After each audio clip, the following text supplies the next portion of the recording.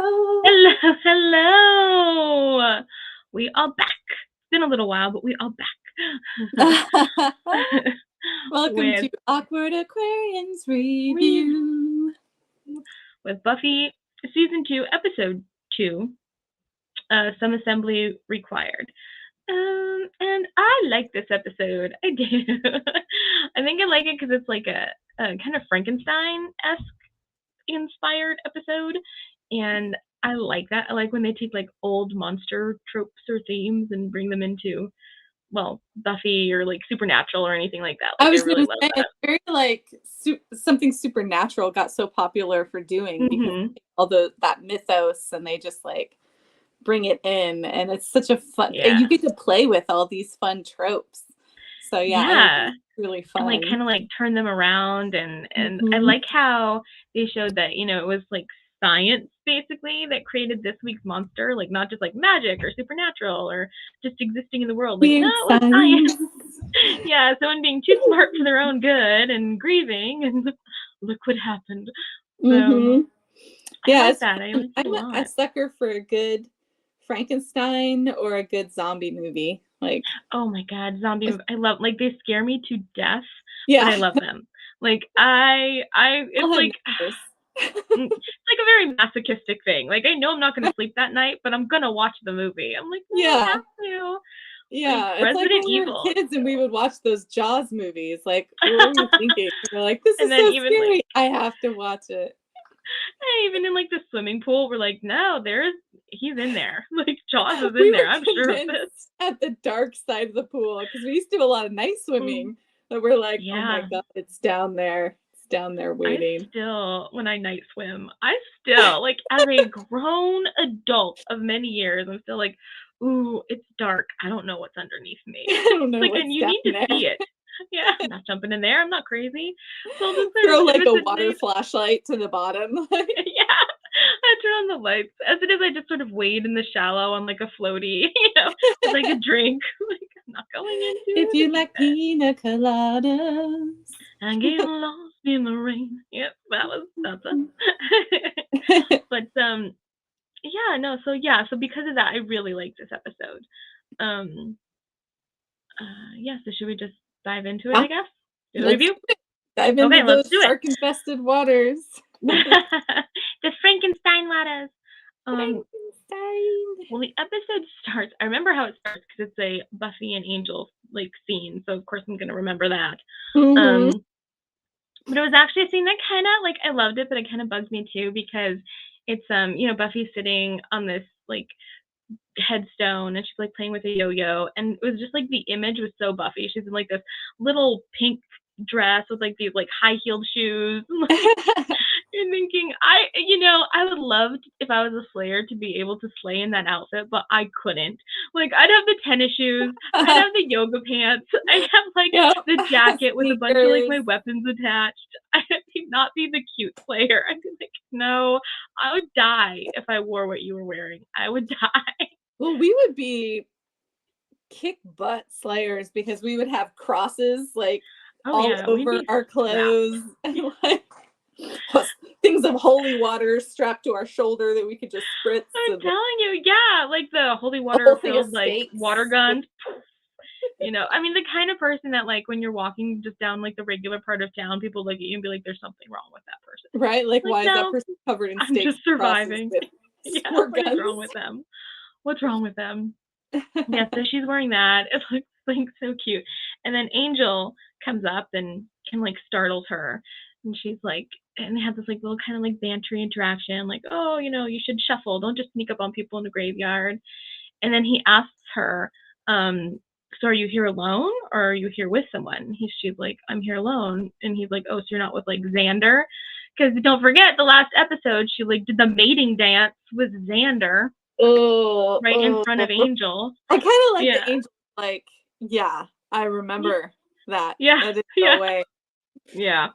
And it's like burned right here, like in my brain. But yeah, so, and she's like, why are you jealous? And it's just kind of like so picking at him. And he's like, no, you know, why would I be jealous of Xander or whatnot? Which is true. I mean, which is true. But then, I mean, yeah, exactly. Xander compared to Angel, like, shall we even? But and then she basically is just like, oh, I only did it to make you jealous or to drive you crazy. Like, behold my success. And I'm thinking, Buffy, you didn't even apologize. You're not like this is not. No, that's such a jerk move, you know? Yeah. Like, to immediately go on the defense and just be like, oh, I only took some other guy who's in love with me out on the dance floor and grinded upon him to make you crazy jealous. In front of you and in front of my best friend who's also in love with this guy. If some guy did that to me, I'd be like, yeah, we're over. We are like, so over. We are so over. Grinded on some random chick in front of me, like, no. Be like, so over. I'm like, Buffy, behold my success. I'd be like, behold my success. My really? Really? Fine. You were successful more than you wanted to be because I'm gone. I'm out. Because now you have free time. Yeah, exactly. Free time to pursue him. But yeah, so she kind of just goes straight on the defensive, and then he's like, you know, something about like Xander just being a kid, and then he goes to walk away, and she follows, and then the vampire, she was there to get like attacks. So they defeat the vampire, and she immediately back on the defensive. She's like, "What do you mean Xander's just a kid? Does that mean I'm just a kid?" I'm like, Buffy, just apologize. Like, just say you're sorry. Apologize. Ugh. Like, it gets like I know. And I know she's, you know, just a teenager and has all these emotions or whatnot. But sometimes Buffy does do this where she just like immediately goes on the defensive without like digging into maybe like the deeper meaning of what's going on here. Like, like in season 1 where she assumes like he's evil and that he's her mom. That's in season 1, isn't it? Is it 1 or 2? Yeah, 1. No, that was 1. That was the Angel episode. Yeah, that one of our favorite episodes ever. She automatically assumes and is like, "I'm gonna kill you." It's like, I know. It's like, it's one thing to assume and maybe like find the reason why. Like, just don't jump to I'm going to kill you. I would always think like, let's get to like the underneath part before I kill you, and then if like I can't find a reason not to, okay, I'll kill you. Yeah, let's start with like logic and reason. Like, he helped me all this time, saved my life. Yeah. He could have killed me anytime he wanted. Or my mom. Or my mom. Yeah, why now? Why at this moment? Yeah. So I would be like, this is too convenient. But you know, Buffy, she's just like, you're evil. You're evil. And then she Angel just walks away because he's like done with it. Which I would be too. I'd be like, I'm walking away. Yeah. And then it was getting to this funny part where Buffy's like, don't you walk away from me, and she goes like marching after him, and then she falls into this open grave. I was like, ah! Comic relief. Like, comic relief and so relatable too. It's like when you're walking down the street and all of a sudden, tunnel. Okay, they may not know, but me and you have weird ankles where we'll walk and our ankle will just give, and then we'll just take a tumble. Yeah, for no reason at all. Like, I was at a wedding not too long. It was my friend's wedding, and I was just standing. Like, I wasn't even walking. I was just standing. And granted, I had like on like these like wedge things, and all of a sudden I just started to tip, and I don't even know why I didn't think to catch myself, but I just tipped right to the ground onto the tile in my little dress. Like, oh, no. Everyone around, oh my God, what's going on? I'm like, oh, I'm fine. I just toppled over for no reason, like a spinning top. That just happened to me a few days ago. I was jogging, and then I did a little dance because I was listening to music, and then my ankle went eek. I was like, don't try to get cute and clever doing anything. Like, yeah, let's not get clever. But yeah, it was everyone. It was all on purpose. It was on purpose, always, forever. Yeah, so she falls into the thing, and of course Angel comes back, you know, and she looks, and they see that it wasn't a vampire that was dug up, like that rose, like someone actually like dug up a body and dragged it away. And so they go to, or Buffy goes to school the next day and like tells Giles, and Giles gets really, I think, like excited about it, like, ooh, you know, like, is it a zombie? Is it a ghoul? Is it this? Which is like, me and you are nerds that way. We would probably be the Giles. Probably, like, yeah. Being like, ooh, someone dug up a body. Let me consult my book. Low-key hoping for zombie infestation. Yeah. High-key hoping for zombie, honestly. Your meal. Favorite line in the first Resident Evil. Oh my god, Resident Evil. I love that. I would be so ready for a zombie. I'm like, let's do it. But in the meantime, we're introduced to these other characters. I forget their names. They're like the two boys, like Willow signing up for the science fair, and we meet the one boy, really smart boy. Yeah, and his like horrible, lecherous little friend who's just like taking pictures of girls and up girls' dresses and just like so gross. And let me look up their names really quick so I have it in my head as we're talking about the rest of the episode. We just can call one brain and one lecher. Yeah, Chris is the name of the kind of nice boy, and Eric is the lecherous boy. So we kind of we meet them, but yeah, so we meet them through Cordelia and Willow, which I think is nice too. When you meet like certain side characters to characters that aren't just Buffy, like we're kind of introduced through them through Willow, and we know that like Chris is really into science and usually beats her in the fair. And again, just know that Eric's a lech, but that's not it. It's just nice that when Buffy's not the center of the universe, like because you have very Buffy-centric episodes, and she is the main heroine, but it is nice to see that they fill it out with the with the Scooby gang. Yeah, because it's a wide high school, and you have to think that Willow and Xander have been there longer than she has, a lot longer than she has. They've been in the town a lot longer than she has, so they would know more people, and it's just nice, like getting introduced to others to them. But then when they walk away, and I also think it's kind of cute that Cordelia's science fair project was tomato, fruit or vegetable. I thought that was like so adorable. I'm like, oh, so Cordelia. But as they're walking away, it's kind of when we get the tip off that, oh, Chris and Eric are behind this, because Eric is like, ooh, like that Cordelia, she's so smoking or whatever. She'd be great as our next part or whatever. And then Chris is like, what are you talking about? She's alive, So that's when we get the tip off. Oh, they are the ones that dug up. They're the body snatchers. And we find out that it was actually 3 girls. Well, we don't find out they were all dug up yet, but that 3 girls died in like a car crash. And the girl that dug up was one of them.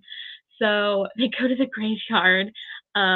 Giles, Willow, Xander, and Buffy go to the graveyard and to dig up the other bodies to see if they're actually missing or not.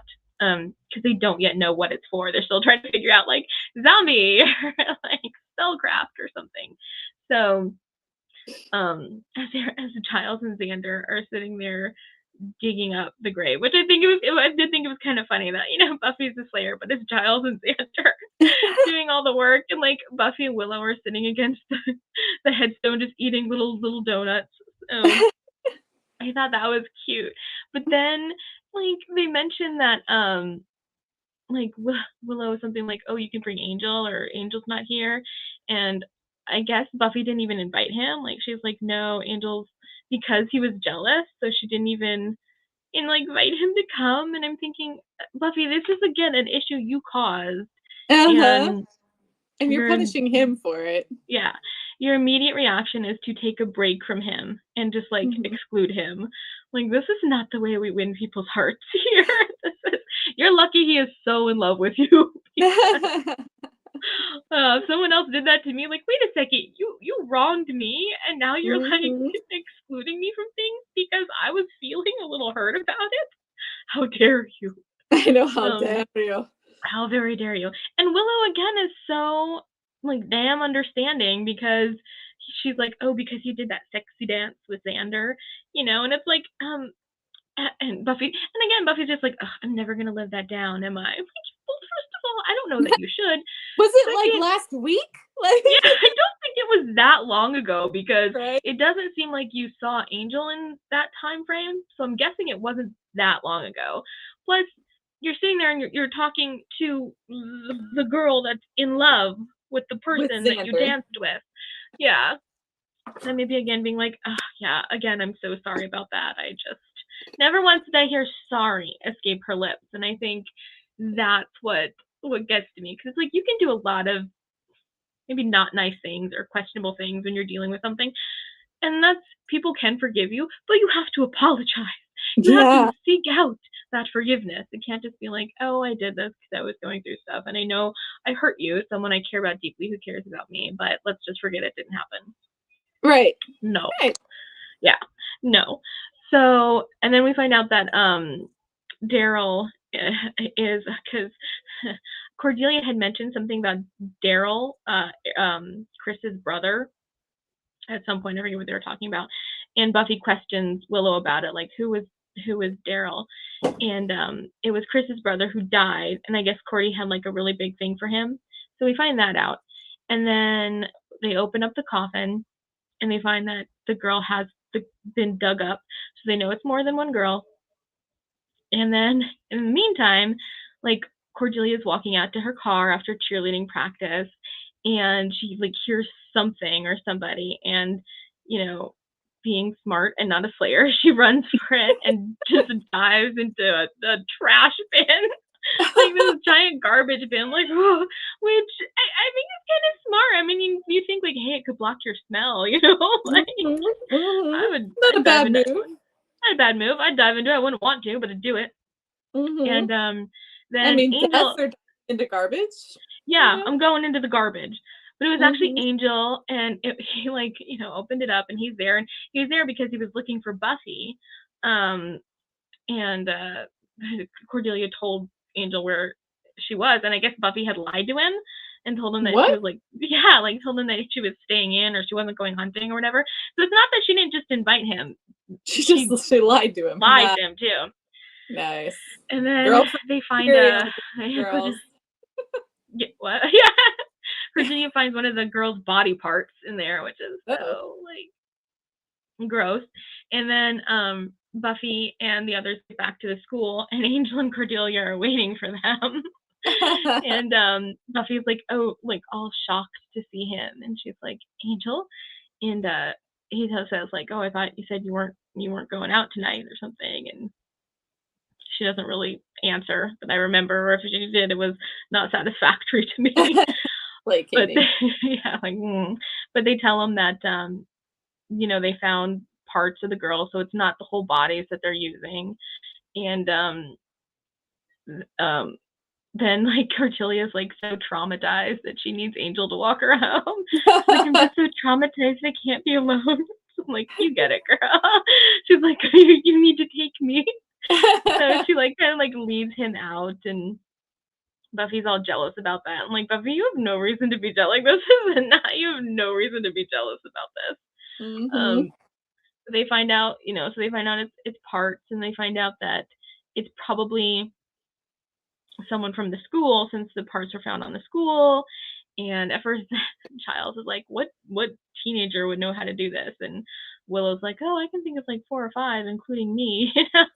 So, and then they decide to check Eric's locker, the creepy Lechy dude, because he's creepy and Lechy. So they check his locker, and then I forget how they come about it, but somehow Buffy goes to Chris's house to like investigate there.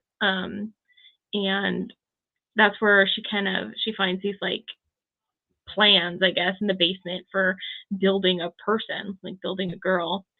And that's when we first see that Chris has like brought back his dead brother Daryl, and he's like hiding in the back, and he's just like big. He looks like Frankenstein. I do appreciate that they picked someone who is like big and like lumbrous, and it could instill fear. Cause like if I saw that, I'd be like, oh no. So very Frankenstein-esque. So she skedaddles. She gets out of there before seeing him. So she doesn't know that they've actually already created a back from the dead person. So they figure that, they're trying to build a person, or they're trying to build this girl out of parts, and that they found all the heads because the brains were like, had formaldehyde and couldn't be used, and they were like, the brains were too decomposed. So they kind of figure that, they're going to take a real girl. They're probably going to kill a real girl like and take her living brain. Yeah. And this is, I do agree that, like, Buffy and Willow was kind of like, don't be too hard on him. He's not a monster. He's a person. And then Buffy's kind of like, any guy who cuts up little girls or little, like, girls into little bitty pieces doesn't really get a pass. And that I agree. I do agree with it. I agree with Buffy. I don't, but in my head, I'm like, well, what is she gonna do with him? He's like, he's human. Yeah. Like, yeah. And So he hasn't killed anyone yet. It's been all dead bodies. He hasn't killed anyone yet. So it's almost like, what do you do? If you're a Slayer, how do you handle that? I think I would like take all the little body parts and like put them in like his house and then like call the police and be like, I have dug up girls. I saw him. Click, But they Buffy had seen on the things that they had when she saw the plans that they had like Cordelia's head put on the girl's body, so they know it's Cordelia he's going after. And Buffy goes to Cordelia, and she rescues her right in the nick of time because Cordelia was about to be kidnapped by the creepy Eric guy, and Buffy saves her, and Cordelia's like, thank you, but I gotta go. Like she's got cheerleading out on the field. Like she's I'm like, I'm the top of the pyramid. I have to go. I have to be there. Priorities. I have to be there. Yeah, I've got my priorities. But I think when you're in Sunnydale, like your life's kind of always in danger, so you might as well like do the things that I love. Still have to get stuff done. Yeah, this is what I need to do. So she goes and then be the top of the cheerleader thing. Yeah, be top of the cheerleader. Like my life can't stop for everyone that wants to kill me. I'm sorry. But then Buffy kind of confronts after she kicks or punches Eric, which I was very happy to see. She kind of confronts Chris, who's also there. Like, what you're doing is very wrong. And then Chris is like, yeah, but he's just so lonely. He needs somebody. And that's when Buffy's like, oh my God, like you've brought back your dead brother from the dead. He keeps walking and talking. So she kind of convinces Chris that this isn't, you can't kill someone just because someone you love is lonely. Like you can't do that. Right. So Chris agrees to help, and in the meantime, Cordelia has been she's been kidnapped. So they all Chris knows where it would be at, so they go to rescue Cordelia, and the fight ensues. Like Buffy's fighting. She knocks Chris out or Eric out real quick. Like this skinny little human boy knocks him out really quick, and then she starts fighting the monster and or Daryl, and like a fire breaks out, and actually Xander comes and kind of like saves Cordelia. Like he gets you like strapped to this table thing, the bed thing, and he like rushes through the fire and like saves her and everything. So it was kind of a cute moment of showing Xander being a little bit of a hero, Nice. He has his moments. Yeah, he has his moments now anyway. Like I don't know about later, but he has his moments. But Daryl's actually like about to like really like wail Buffy. Like Buffy's on the ground kind of out of it, and he like picks up a desk and he's about to like kill her, and Chris stops him. He's like, no, Daryl. And then Daryl sees the body of all the girls, his like future bride of Frankenstein, basically going up in flames. So he just goes and lays on her and dies, assuming you don't see it, but you're assuming it's in the fire. So they've saved the day. In my head, I'm wondering what's going to happen to especially Eric, because Eric was willing to commit murder. Yeah, without even question or thought. He's like, yeah, let's make it Cordelia. It was his brother, No, he wasn't doing this for Daryl. He was doing this because he wanted to. He was enthralled about the idea of killing someone, taking their head, attaching it to a dead body parts, and making them, a bride of Frankenstein. So I was thinking, what is going to happen to Eric? Like, he needs to be put away somewhere. He's going to do something else in some sort of experiment. Someone else is going to wind up dead. But we don't know. We never really find that out. We just see them all out in like the outside area where the fire is. And I forgot to mention that, which is one of like honestly the best side plots of this whole episode, is Giles asking Miss Calendar out. So yeah. he was like so nervous about it, and it was so cute. And he was like practicing with like an empty chair, and like Buffy and Xander walked in and saw him practicing with the empty chair. And he was just like so cute and so nervous. So they kind of talked him through it, like, no, just ask her, do you like Mexican food? You want to like do this and do that? And so he goes to ask her out, and he's still like really nervous, and he just can't do it. Like, he just hasn't gotten like the opportunity to do it. And she goes into her room because the bell rings, and he's like, damn it, or something. And then she comes out and basically asks him out, like food, and then going to like the big football game. She like loves like football.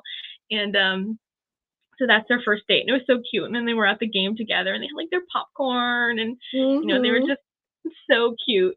So after, when they're all standing out there, and they're talking, and she's like, it'll be hard to top a second date because it's been so exciting. And he's like, wait, did you just say second date? And she's like, oh, you caught that, did you? So it's so it's just so cute to see like their relationship starting to and I've always build. loved them together. They're one of Me my favorite. Me too. I love them. They're just like the sweetest couple. I just think they're so sweet and wholesome, and I love how opposite they are, and yet they get along. I love everything about them. So that was the best side plot of this episode. But so they're all sitting out there in the aftermath of this fire, and Cordelia comes up, and she's like thanking Xander, like, Xander, like, thank you if there's ever anything I can do. And he just blows her off. He's like, excuse me, I was like having a conversation with Willow here. like, oh, just another hit. Like, Xander, you do not deserve her. Like, I know. You have, like, you might not like her, but you have like a beautiful girl basically thanking you for saving her life. And I mean, the least you can do is be like, oh, you're welcome. Like, take the hero card, wear it, wear the little pants.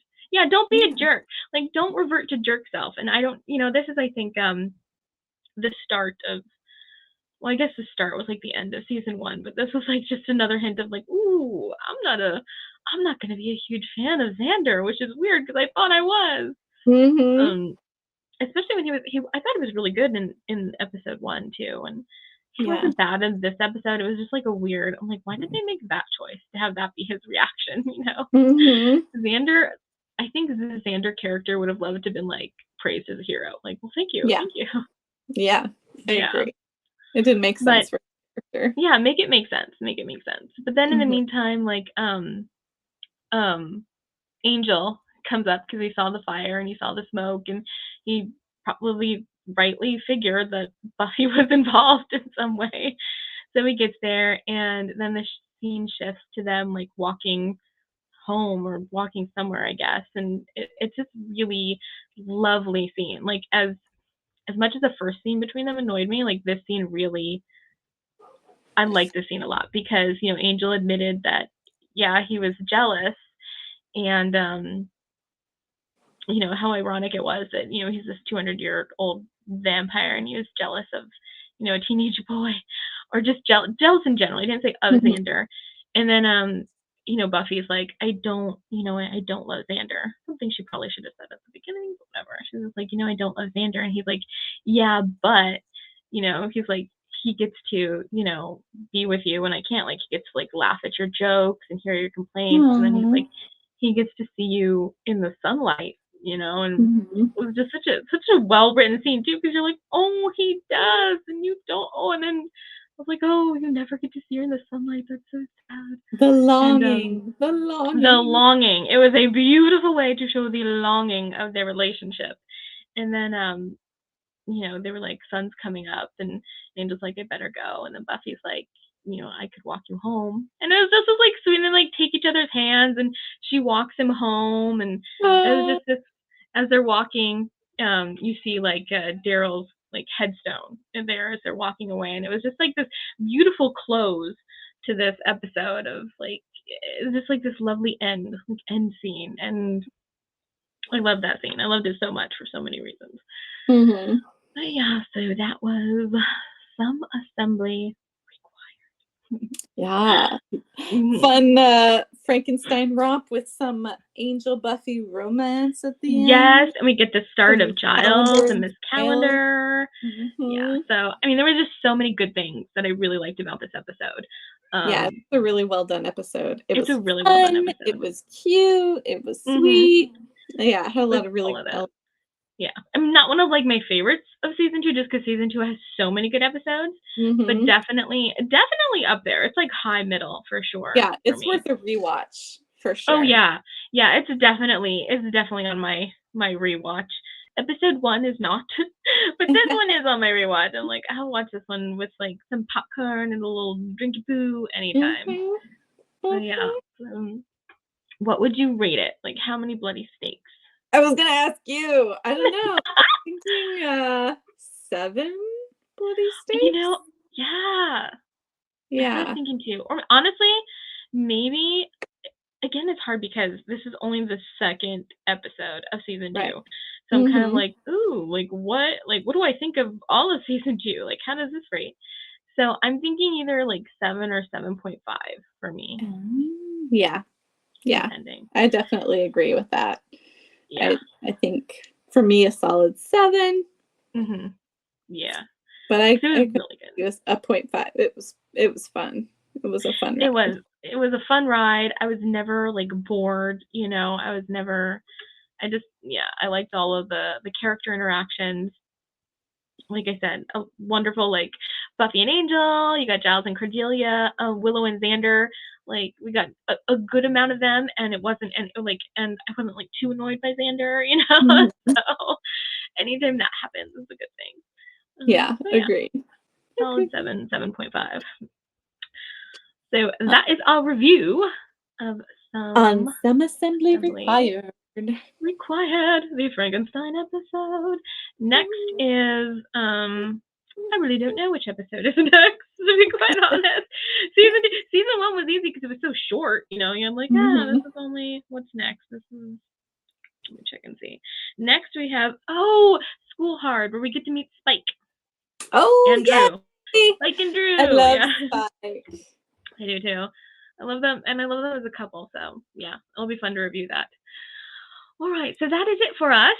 We hope you enjoyed, and will join us next time for Awkward Aquarians Review.